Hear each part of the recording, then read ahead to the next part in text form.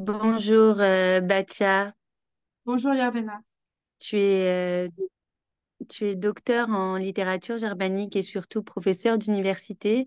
Et aujourd'hui, tu vas nous parler comment réagir face à l'antisémitisme à l'université. Oui, effectivement, dans ce contexte actuel qui est celui de la guerre en Israël et de la guerre qui est menée mondialement aussi contre le peuple juif à travers tous les soutiens au terrorisme qu'on peut voir et auxquels on peut assister à travers diverses manifestations, des protestations qui sont menées dans de très nombreuses villes dans le monde. Évidemment, malheureusement, l'université n'échappe pas à ce phénomène et à ces attaques contre le peuple juif. Alors, nous sommes toutes et tous assaillis par toute une palette d'émotions depuis une semaine, depuis l'horreur qui s'est produite en Israël. Et on oscille entre la tristesse et l'abattement, la peur et la colère. Et ce que je voudrais dire aux étudiants juifs de France, c'est ce qui est valable pour nous tous, c'est de ne pas se laisser dominer par nos émotions. Ça, c'est quelque chose qui est extrêmement important, et en particulier dans le contexte de l'université, où beaucoup d'étudiants juifs euh, se retrouvent face à face avec ben, un certain nombre de personnes qui nous détestent et qui ont décrété notre, Dieu préserve, mais notre destruction.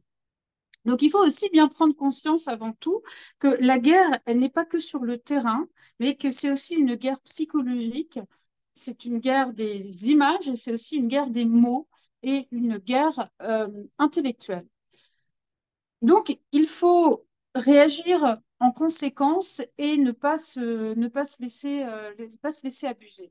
Parce que, je vais prendre un exemple. Bon, j'habite à Genève et ce Shabbat, mon mari et moi avons décidé de faire un tour dans le centre-ville, de nous promener. Et là, il y avait stupeur. Les rues du centre-ville étaient envahies littéralement par des manifestants pro-palestiniens, des manifestants du Hamas. Alors, je dois dire, à titre personnel, j'ai ressenti une tension intérieure très, très forte, terrible, la même que celle que ressentent des étudiants aujourd'hui lorsqu'à l'université, eh bien, ils croisent des étudiants qui font l'apologie des crimes du Hamas sous couvert de défense de la cause palestinienne. Alors, que fait-on dans ce genre de situation? Il est normal, il est parfaitement normal de ressentir de la colère, de ressentir des émotions très fortes dans un premier temps, mais il ne faut pas laisser ces émotions-là prendre le dessus. Et il faut très très vite retrouver son sang-froid. En vérité, il faut absolument réagir dans cette situation comme euh, face à toute situation de perversité. Parce que si on situe les choses sur le plan de l'intellect, on a véritablement affaire à une argumentation perverse. Et toutes ces protestations, tous ces partis pris qui sont déclamés, que ce soit dans les médias, que ce soit dans le cadre de réunions universitaires, comme on en voit en France, mais aussi malheureusement aux États-Unis, dans de très nombreux pays, tout cela, ce ne sont que des gesticulations. Donc, il ne faut pas, surtout pas tomber dans le piège de nos ennemis qui consiste à se laisser abuser par ces émotions qu'ils tentent de faire jaillir en nous. Ça, c'est un point qui est extrêmement important parce que cette guerre, nous devons aussi la gagner sur le plan de l'esprit et sur le plan psychologique. Voilà la première chose que je tiens à dire absolument aux étudiants juifs de France. Euh, Ça, c'est valable pour tout le monde, pour tout juif, mais dans le milieu de l'université, c'est quelque chose qui est très, très important. Merci, Batia.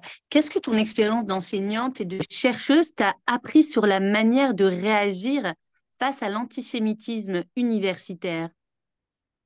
Alors, il faut savoir que le phénomène n'est pas nouveau. C'est la raison pour laquelle il est d'autant plus important aujourd'hui, malgré, malgré l'horreur des faits qui là, est quelque chose d'inédit.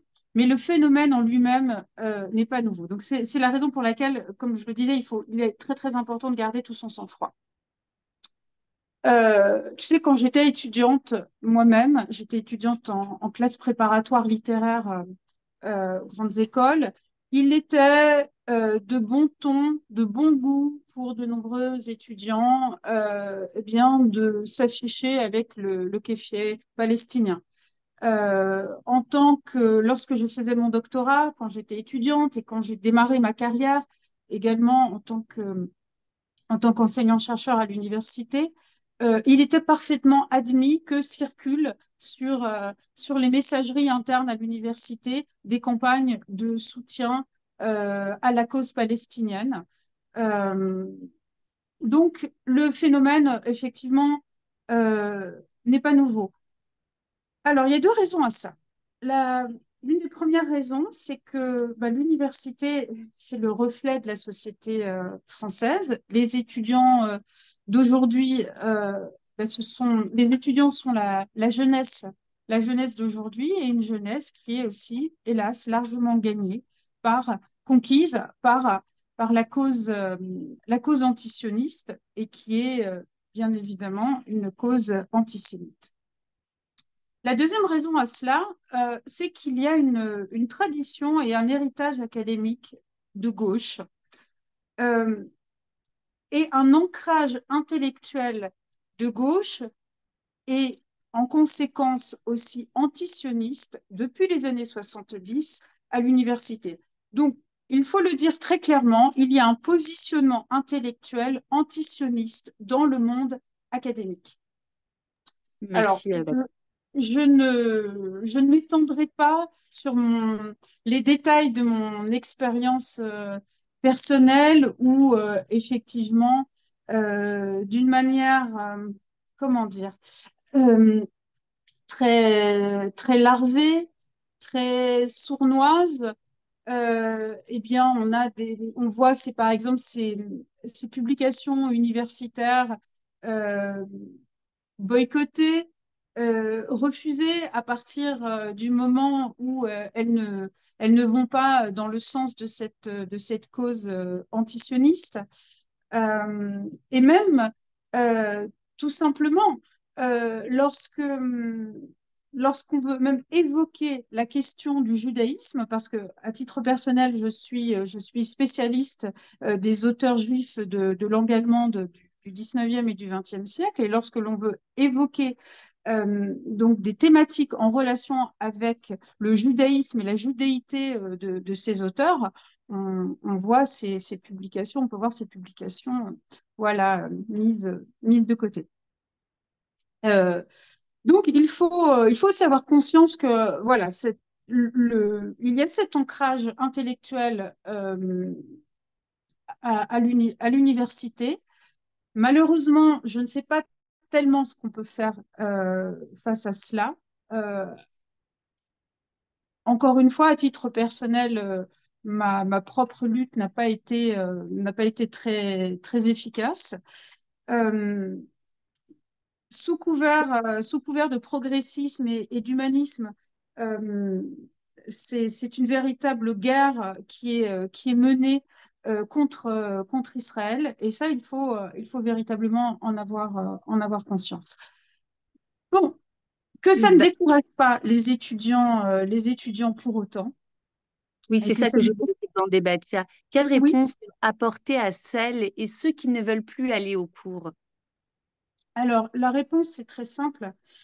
C'est ne plus aller en cours, c'est s'effacer volontairement en tant que juif.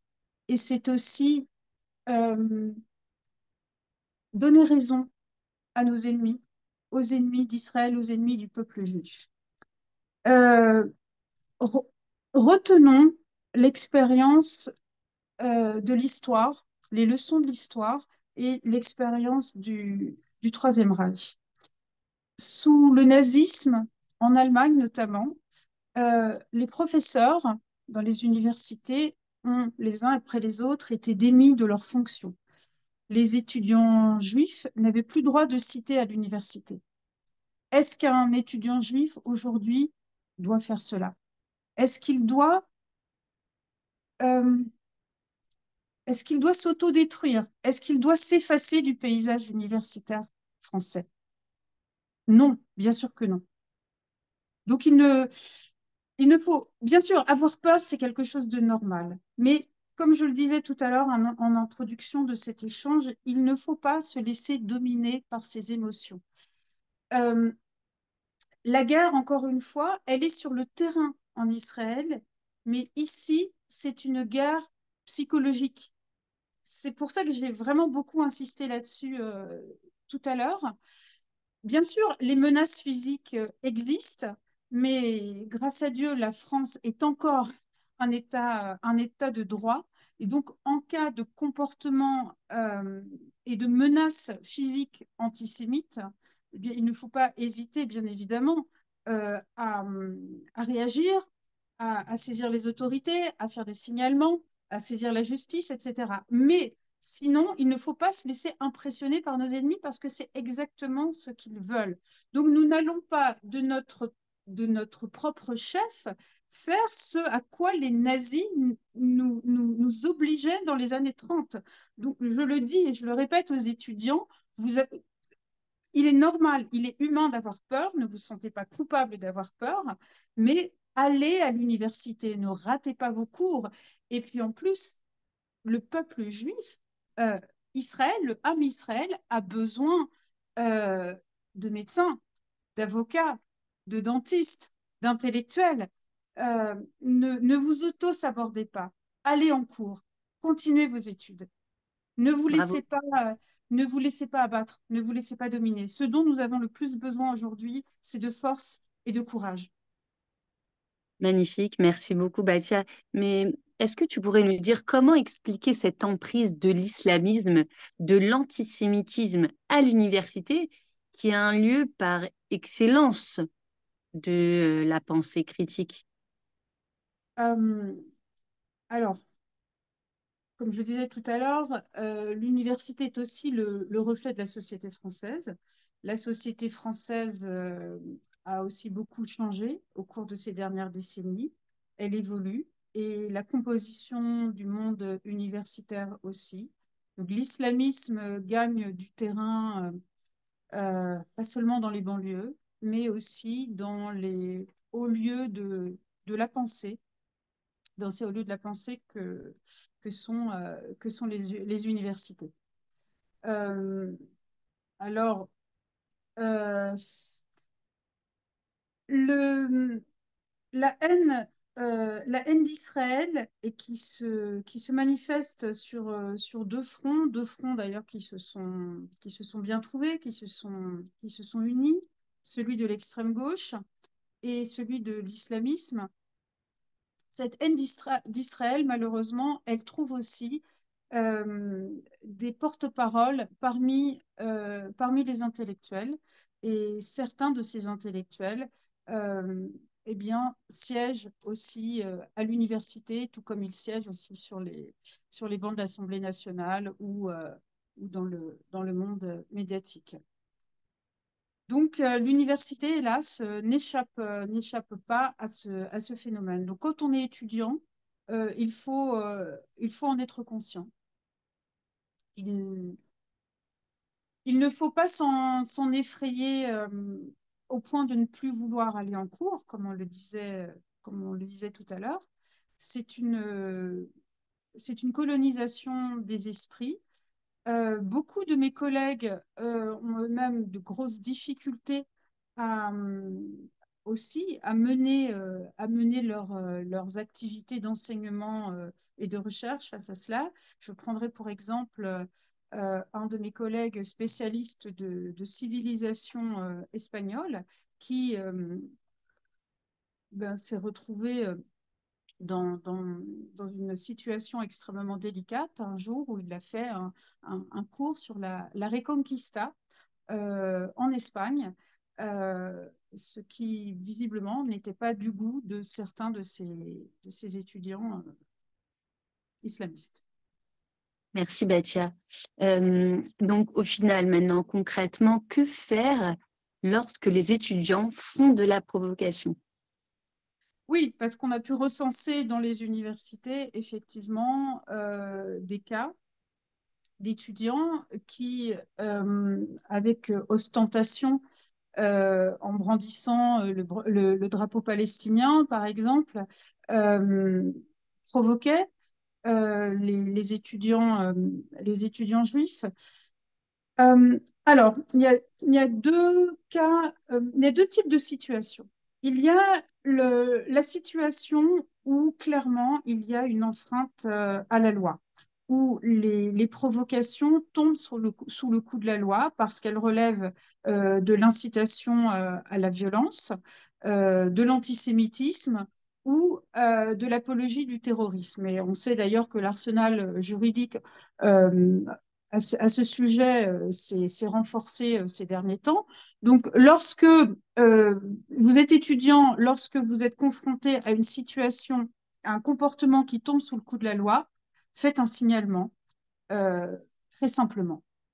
Vous faites un signalement, vous saisissez les autorités compétentes de manière à ce que ceci soit réprimé par la loi. Les lois existent, il faut les utiliser. Maintenant, il y a le deuxième cas de figure où la provocation est plus tordue, si je puis dire, et plus perverse, parce que là, elle ne tombe pas forcément sous le coup de la loi. Alors, que faire dans ce type de situation? Il est très tentant de sortir de ses gonds, de répondre, et évidemment, c'est tomber dans le piège qui est tendu.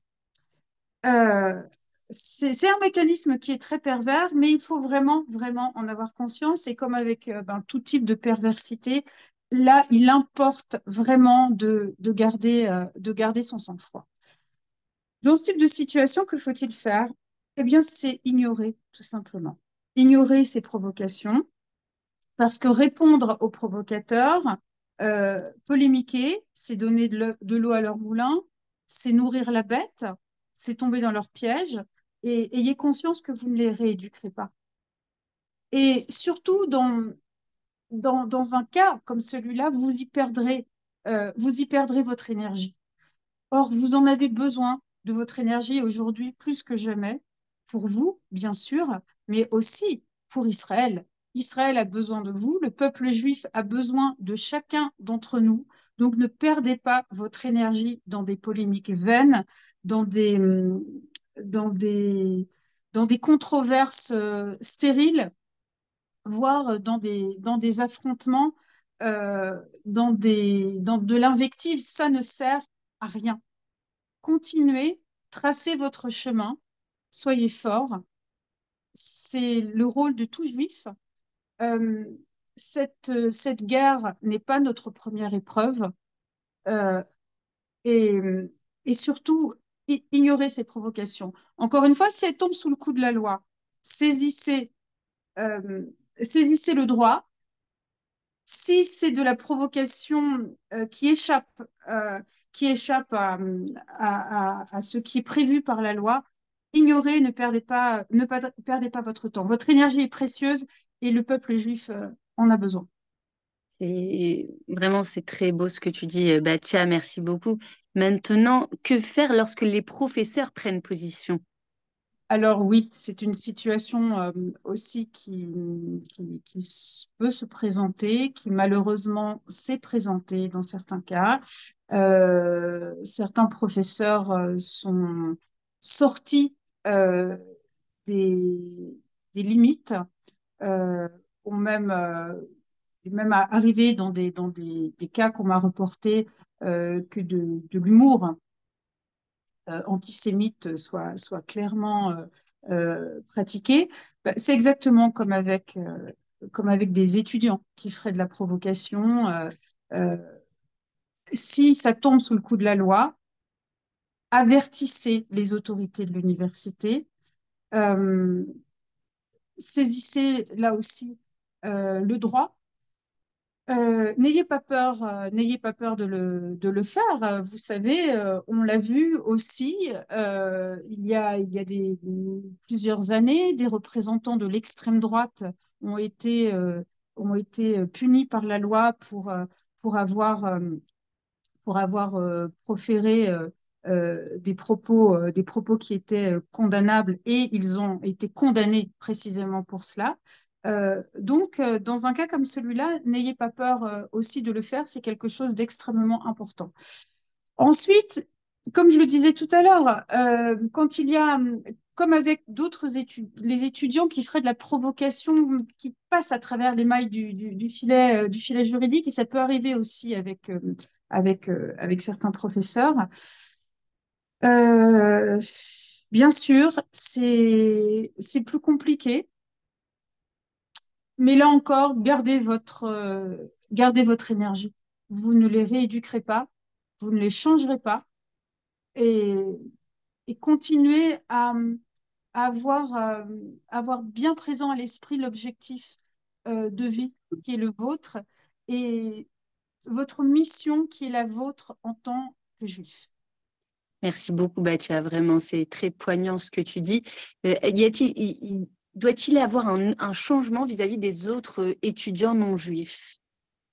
Euh, oui, en effet, parce que il ne faut pas penser non plus que ce que je dis, c'est de la résignation face à l'idéologie, parce qu'on peut quand même agir, effectivement, parce qu'il y a parmi entre nous et nos ennemis qui militent, qui provoquent, qui incitent à la haine, il y a tout l'entre-deux des étudiants non juifs qui, dans cette guerre de l'information, dans cette guerre psychologique, ne savent pas forcément où ni comment se positionner. Il y a tous ceux, si j'ose dire, que j'appellerais les parvés du point de vue de l'esprit, de la pensée, et qui, on ne peut pas forcément les blâmer parce qu'il y a énormément d'intox et de désinformation, ne savent pas où se situer. Alors n'hésitez pas à informer, bien évidemment, et surtout euh, à, à être un exemple, à être un modèle. Et c'est là qu'en tant que juifs, nous tous, nous devons euh, nous rappeler que nous sommes hors la goïm, nous sommes aussi la lumière des nations. Donc il importe de garder son calme, de garder son self-control, de garder toute sa confiance en soi, d'expliquer lorsque l'on a affaire à des étudiants non juifs qui ne comprennent pas le problème, de leur expliquer calmement les choses. Donc c'est l'occasion aussi pour vous, voyez également l'opportunité qu'il y a dans cette situation de vous renforcer dans votre connaissance de l'histoire juive, dans votre connaissance de l'histoire aussi d'Israël pour pouvoir l'expliquer aux autres. Euh, Faites aussi du Kiddush Hashem dans cette situation. Euh, et soyez surtout exemplaires. Ne tombez pas dans, encore une fois, ça c'est quelque chose qui est très important, dans l'invective, dans les insultes, dans les propos, des propos qu'une juive et un juif ne doivent pas tenir. Euh, Laissez la violence du langage euh, à nos ennemis. Donc, si vous avez affaire à des étudiants non juifs qui sont sincèrement désireux de comprendre la situation, eh bien, informez-les, expliquez-leur et, et vous-même aussi nourrissez-vous de cette belle histoire qui est l'histoire du peuple juif, l'histoire d'Israël pour la leur transmettre. Tiens, tu nous donnes vraiment des clés vraiment très importantes. Mais cependant, dans cet état de sidération, dans cet état d'angoisse, les étudiants sont stressés, ils sont angoissés, ils sont même découragés et ils n'arrivent plus à se concentrer sur leurs études. Qu'est-ce que tu pourrais leur dire, s'il te plaît? Oui, c'est une réaction d'ailleurs que nous avons tous. On a aussi le moral en montagne russe hein, dans cette période. Alors la première chose à faire, et ce qui est valable pour nous tous, c'est euh, ne, ne regardez pas et ne diffusez pas les vidéos des massacres. On en a assez vu, on le sait. Ça, on le sait. Je crois que on, on a plus. Qu'est-ce qu'on va apprendre de plus en ce qui concerne l'horreur? L'épouvantable, l'indicible a atteint ses limites. Donc, ne regardez pas, s'il vous plaît, ces vidéos, ne les diffusez pas. Et également, tenez-vous à l'écart euh, des, de toute documentation, de toute vidéo qui circule sur les réseaux sociaux euh, qui font la promotion de la protestation anti-Israël. Ça aussi, c'est terrible il n'y a rien de plus efficace pour se détruire le moral. Euh, Évitez aussi les informations, les news à la télé. Vous savez, elles viendront à vous suffisamment tôt. D'une manière ou d'une autre, de toute façon, les informations viennent à nous. Donc, recentrez-vous sur vos études. Ça, c'est le plus important. Recentrez-vous absolument sur vos études, sur les choses qui vous font du bien, sur les loisirs qui vous font plaisir, qui vous procurent du bien-être. Si vous êtes vraiment terriblement stressé, essayez de trouver des séances de sophrologie, de relaxation. Euh, et surtout, moi, le conseil que j'ai à vous donner, c'est rapprochez-vous le plus possible de la vie communautaire. Alors, parmi les étudiants juifs, il y en a certains qui sont pratiquants, qui sont religieux, d'autres qui ne le sont pas. Mais d'une manière ou d'une autre, restez le plus proche possible de la vie communautaire et, ne vous laissez pas non plus démolir par le discours médiatique, vous savez, parce que il n'y a rien de plus versatile que le discours médiatique. Dans les premiers moments qui furent ceux de la sidération, lorsqu'on a appris ce qui s'était passé en Israël, évidemment, le monde entier était aux côtés d'Israël. On a assisté dans les médias à des déclarations qu'on n'aurait jamais entendues par le passé. Tout le monde était Israël, tout le monde était aux côtés d'Israël, et on a pu voir ce qui était prévisible, bien évidemment, la façon dont le vent a tourné et dont nos ennemis se sont réveillés, se sont rassemblés. Et aujourd'hui, évidemment, ce sont des protestations pro-palestiniennes et aussi, maintenant, ils ne s'en cachent même plus, pro-Hamas partout dans le monde, y compris dans la presse. Moi, je lisais ce matin encore des articles de Libération, du journal Libération, mais c'est c'est hallucinant je ne sais pas comment qualifier ça d'ailleurs, si c'est de bêtises ou de mauvaise foi. L'actuelle présidente du Parlement européen, Ursula von der Leyen, qui s'est rendue en Israël sur les lieux du massacre, aujourd'hui se trouve conspuée par toute une partie du monde journalistique. Donc l'opinion publique, voilà, elle tourne très vite. Euh, donc les étudiants, vous allez vous trouver très vite démolis psychologiquement parce que vous allez pouvoir entendre. Donc, tenez-vous un maximum à l'écart de cela. Encore une fois, recentrez-vous sur vos études. Et c'est aussi le moment d'être unis, tous en tant que juifs. Euh, Notre histoire nous a appris que chacune aussi des catastrophes qui nous arrivent sont aussi des opportunités de nous renforcer tous collectivement. Donc, moi, le conseil que je pourrais vous donner aussi, c'est de participer euh, autant que possible à la vie communautaire. Le monde a besoin de vous, la société a besoin de vous, euh, et nos ennemis veulent nous détruire physiquement, psychologiquement. Donc, ne vous auto-détruisez pas. Ne faites pas le travail à leur place. Comme je le disais tout à l'heure aussi, Israël, le peuple juif et le monde entier, a besoin de médecins, d'ingénieurs, d'avocats, d'intellectuels, de chefs d'entreprise. Donc faites vos études et dites-vous avant tout que cette guerre, on ne sait pas quand, mais espérons-le et prions pour ça le plus vite possible, mais cette guerre, elle prendra fin. Donc si vous vous laissez décourager, si vous abandonnez vos études, cette guerre, elle aura pris fin et vous, où serez-vous? Où en serez-vous dans votre vie? Donc Belle question. ne laissez pas